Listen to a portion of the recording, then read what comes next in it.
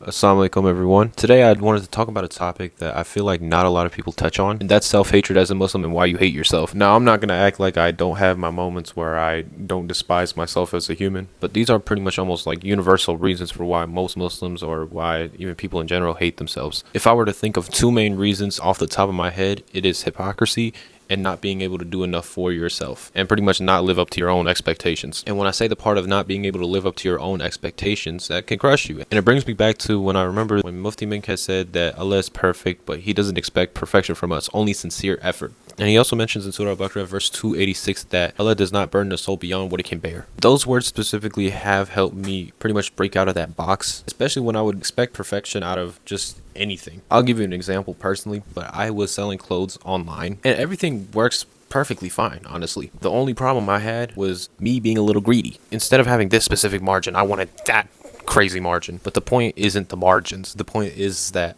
I was expecting perfection out of something that has flaws, and this applies for everything. And those flaws in itself are its own test. Now, what does this have to do with you hating yourself? Well, I'm going to explain to you. The hypocrisy part comes in when you're trying to be so perfect and you set these high expectations, and then you say words that you don't even believe in anymore. And since you're not doing them and you don't live up to your words, you pretty much end up not being able to live up to your own expectations at the end. The best way I would tell you to counter this, genuinely sitting down and thinking and clearing out what you genuinely want. And as vague as it sounds, if you write out what you want and you think simplistically, you don't even try to overcomplicate anything, chances are you're likely going to get to whatever you want to get to. Try not to think too much. I have this problem myself, and that's its own video. The less you think, the more you do. So yeah, I hope you guys are able to take some value from this video. May Allah bless all of you.